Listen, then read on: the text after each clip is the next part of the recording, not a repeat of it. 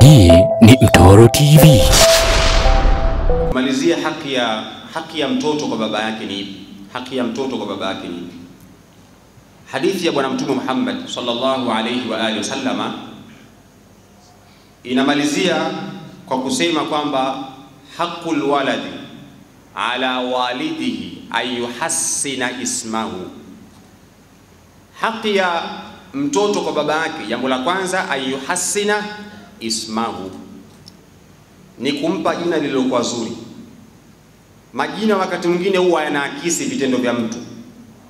Mtu anampa mtoto wake jina Fujo, yani mtu Fujo, mwanae Fujo. Fujo jina wakati mwingine lina reflect ile tabia ya mtu. Unafahamu hicho kitu? Yani wakati mwingine jina linaakisi ile tabia ya mtu.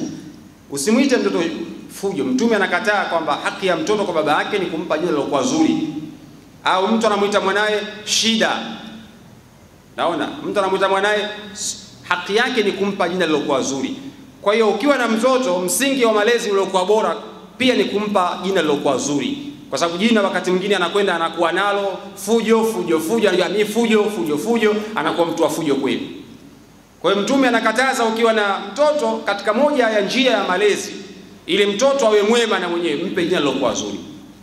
Kuna baadhi ya watu, mtu akigombana na mwanae kule kwetu Uzaramoni, mtu anamuita mwanawe Msinune au Msigombe. Unaona, yani Msinune, unaona jina Msinune kwa sababu mtu kagombana na mtu, kazaliwa mtoto ana ugomvi na mtu, Msinune, Msigombe. Unaona majina hayo ndio ilivyokuwa zamani wakati fulani. Kwa hiyo na yale majina na huwa yanaakisi tabia za watu.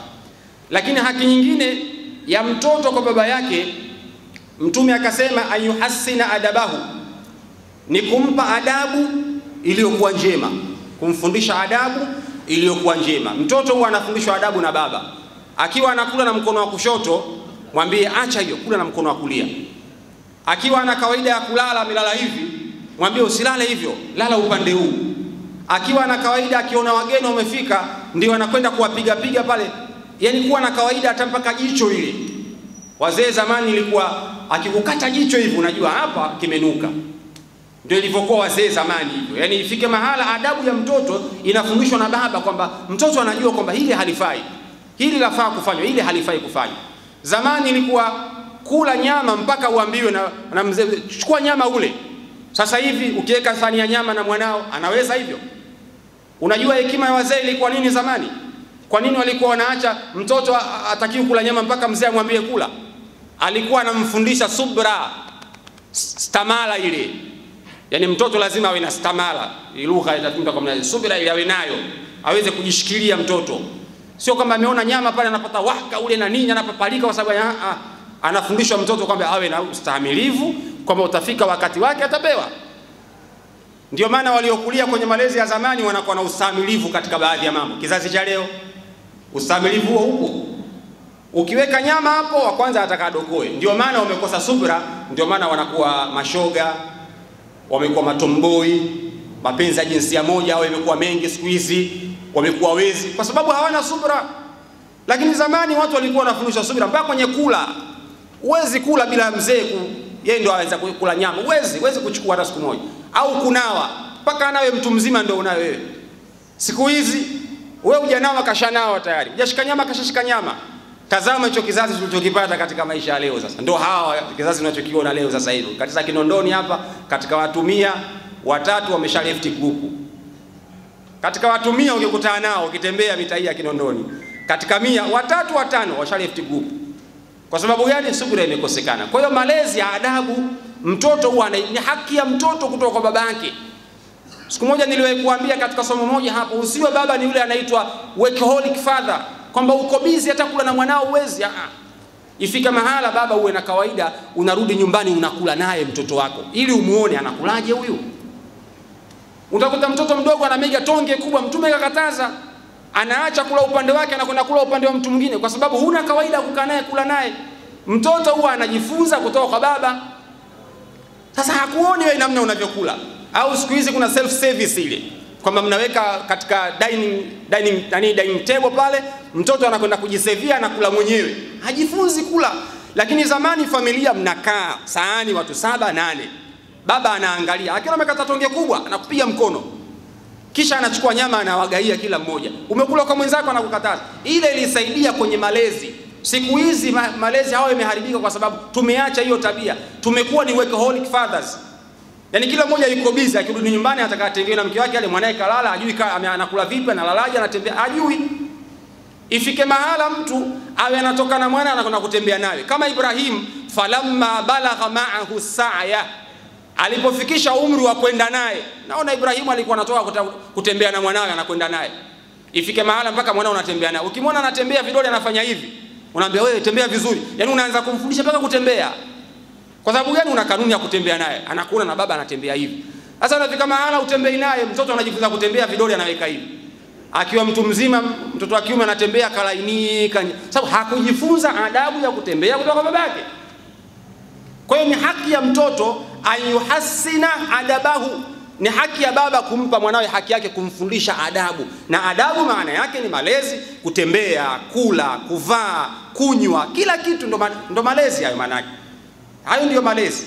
Kwa hiyo tumeamua katika majlisi ya leo kuelezea kisa cha Ibrahim na Ismail, namna gani alipotaka kumchinja mwanae, kwa lengo kuangalia elimu ya malezi iliyokuwepo kwenye kisa hiki, na namna gani mke anaweza kuwa mshauri na mtoto anaweza kuwa mshauri kwa baba yake na maisha yakaenda. Lakini pale ambapo baba atakapokuwa yupo sawa sawa na kizazi chake na mke wake na familia yake itakuwa ipo sawa sawa. Lakini jambo la pili tunajifunza, wanawake au wake zetu wanaweza kuwa ni washauri vile vile.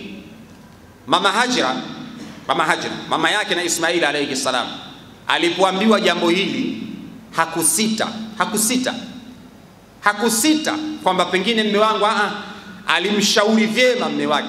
Tena ushauri aliyompa mume wake akamwambia, kifanye kiwe kizuri kile kisu chako, yani kifanye kiwe kikali. Ndio ushauri alompa mume wake, kifanye kiwe kikali kile kisu chako, ili utakapomchinja mwanangu asipate maumivu makali sana. Ile huruma ya umama ikamuingia. Lakini hakumwambia sitaki hivi na hivi, haikuwa hivyo. Tujiulize mimi na wewe, katika majumba yetu tuna wake zetu tunao, tunaweza kwenda kuwashauri jambo kama hilo, kwamba inni ara fil manami anni azbahuka, kwamba nimeota katika ndoto ninakuchinja, namwambia kichanga mama yake, unasemaje huyu mwanangu nimchinje? Reaction ya wake zetu itakuwaje? Sikwambii kwenda kumwambia jambo kama hilo tu. Sasa hivi nenda kumwambia mke wako, bwana mke wangu, Mwenyezi Mungu anasema ya ayuhan nabiy qul li azwajika wa banatika wa nisa'il mu'minin yudnina alayhinna min jalabibihinna dhalika adna an yurafna fala yudhaina. Mke wangu vaa jilbab, vaa shungi. Hebu nenda kumwambia hivyo mke wako, alafu sikiliza majibu atakayokujibu mawili. Ima ushe huo umeanza lini, au niache na maisha yangu umenikuta hivi hivi. Majibu hayo mawili utakumbana nayo. Ushe huo umeanza lini, au umenikuta na maisha yangu hivi hivi, niache. Ukinitaka niache hivi hivi, utaki nipe talaka niende kwetu. Haya mawili utakutana nayo kwa wake zetu hawa wa leo tuliokuwa nao. Na tuna wake pengine tunasali, lakini wake zetu hawavai majilbabu, hawajisiri.